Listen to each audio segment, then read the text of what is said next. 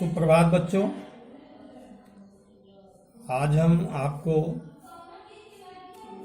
कक्षा 9 के विद्यार्थियों के लिए कबीर दास का पाठ चल रहा है साखी। साखी के 6 दोहे आपको पढ़ा दिए गए हैं। 7वां दोहा आज पढ़ाया जाएगा। साखी कबीर दास जी की रचना है और संदर्भ आपको पता ही है। प्रस्तुत काव्य हमारी पाठ्य पुस्तक हिंदी काव्य संकलन के साखी नामक पाठ से लिया गया है। इसके रचयिता महाकवि कबीर दास जी हैं। प्रसंग में आपको लिखना है, प्रस्तुत काव्य में कवि ने गुरु की महत्ता और ज्ञान का वर्णन किया है। तो 7वां दोहा देखिए। कबीर चित्त चमंकियां चहुँ दिस लागी लाए, हरि सुमिरन हाथू घड़ा बेगे लेहु बुझाए। देखो कबीर दास जी कह रहे हैं कबीर चित्त चमंकियां। चित्त माने मन, चमंकियां माने चमक धमक। चहुँ दिस माने चारों दिशाओं में, लागी लाई माने आग लगाए हुए। कबीर दास जी कह रहे हैं कि जो हमारे मन की चंचलता है, चित्त चमंकियां माने हमारे मन की जो चंचलता है, वो हो इस संसार की चारों दिशाओं में आग लगाए हुए है। इस नश्वर संसार में जन्म लेने के बाद जो मन होता है वो इस पूरे संसार में विचरण करने लगता है। हर चीज की लालसा जागृत होने लगती है, हर चीज को प्राप्त करने की इच्छा होने लगती है। कबीर दास जी क्या कहने का मतलब है कि आपका मन जो है इतना चंचल है। कबीर चित्त चमंकियां, कबीर दास जी कहते हैं जो आपका चित्त है, मन है, इसकी जो चंचलता है, चहुँ दिस लागी लाए, ये संसार के चारों दिशाओं में आग लगाए हुए है। तो अब इस मन को शांत करने का उपाय क्या है? मन को एकाग्र का उपाय क्या है? कह रहे हैं हरि सुमिरण। हरि सुमिरण माने ईश्वर का स्मरण करना। हाथू घड़ा, घड़ा माने मिट्टी का घड़ा जिसमें जल भरा जाता है। बेगे लेहु बुझाई, बेगे माने जल्दी से, बुझाने का मतलब शांत कर लो। कहने का मतलब यह है कबीर के कि जो आपके मन की चंचलता है, जो इस संसार के चारों दिशाओं में आग लगाए हुए है, उस मन की चंचलता को बुझाने का एक ही उपाय है। ईश्वर का स्मरण रूपी घड़ा जो आपके पास है, उसी घड़े से आप अपने मन की चंचलता की जो आग लगी हुई है उसको जल्दी से बुझा सकते हो। कहने का अभिप्राय यह है कि आप अपने मन को स्थिर करके ईश्वर के स्मरण में लगाइए। जब मन ईश्वर के स्मरण में लग जाएगा तो सांसारिक सुखों की ओर जो मन आकर्षित हो रहा है वो शांत हो जाएगा, मन की चंचलता दूर हो जाएगी। ठीक बच्चों, अगला दोहा देखिए। 8वां क्या है?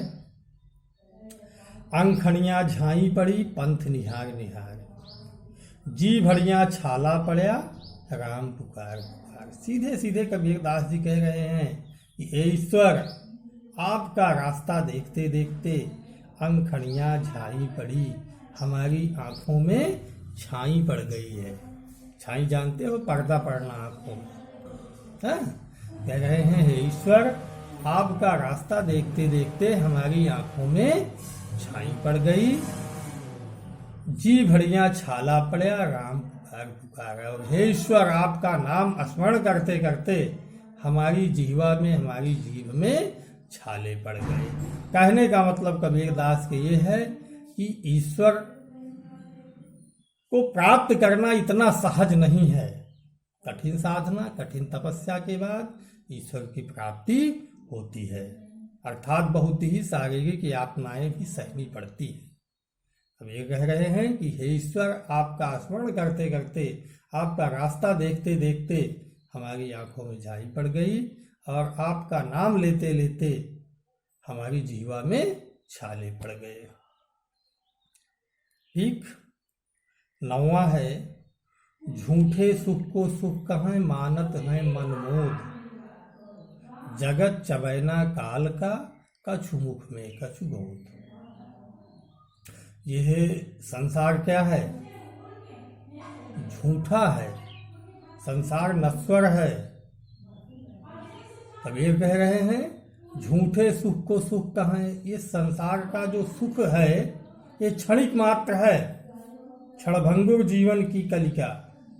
ये जो हमारा जीवन है ये भी क्षणभंगुर है, क्षण भर में समाप्त हो जाने वाला है।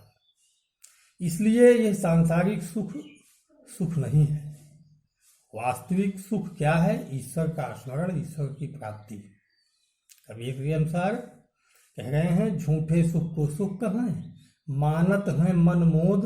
मनमोद माने मन में, आमोद माने प्रसन्न होना।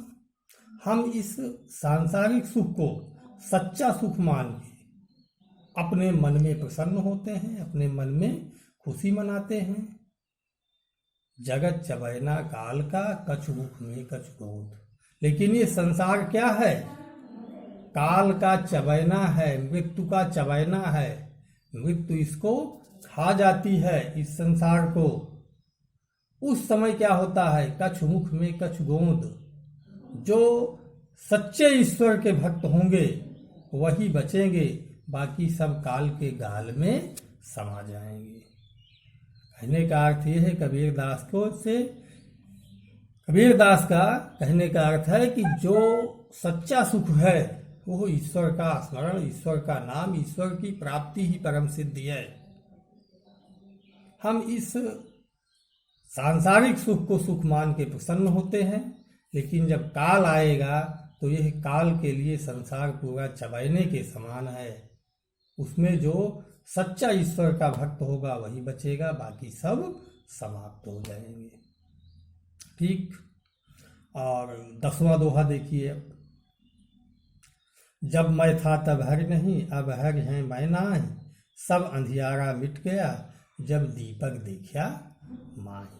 इसके पहले भी एक दोहा आया था इस तरह का, जो 5वां दोहा है, जब मैं था तब गुरु नहीं, अब गुरु है मैं नाहीं, प्रेम गलियति सांकरी, तामे दोनों समाए। और ठीक उसी तरह से 10वां दोहा भी है, जब मैं था तब हर नहीं। जब हमारे अंदर मैं था, अहम था, अहंकार था, घमंड था, तब हर नाही, तब हमको भगवान की प्राप्ति नहीं हुई। अब हर है मैं नाही, लेकिन जब भगवान की प्राप्ति हो गई, ईश्वर का से सामना हो गया, ईश्वर की प्राप्ति हो गई, तो हमारे अंदर का अहंकार सब समाप्त हो गया, मिट गया।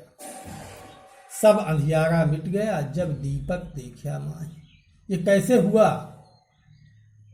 कबीरदास जी कह रहे हैं जब हमारे अंदर अहंकार था तब हमको ईश्वर की प्राप्ति नहीं हुई, लेकिन जैसे ही ईश्वर की प्राप्ति हुई सारा अहंकार गायब हो गया। कैसे? जैसे सब अंधियारा मिट गया जब दीपक देखा माँ। जैसे किसी कमरे में अंधेरा भरा हुआ हो, लेकिन जैसे ही दीपक आता है अंधेरा कब गायब हो जाता है पता ही नहीं चलता। सब अंधियारा मिट गया जब दीपक देखा। जब ईश्वर रूपी दीपक हमारे हृदय में आए तो हमारे अंदर का अंधकार रूपी अहंकार सब मिट गया, सब गायब हो गया। ठीक। तो बच्चों ये 10 दोहे कंप्लीट हो गए हैं। इनकी आप व्याख्या लिख लीजिएगा, वीडियो देखिए, लाइक कीजिए, सब्सक्राइब कीजिए, कमेंट कीजिए।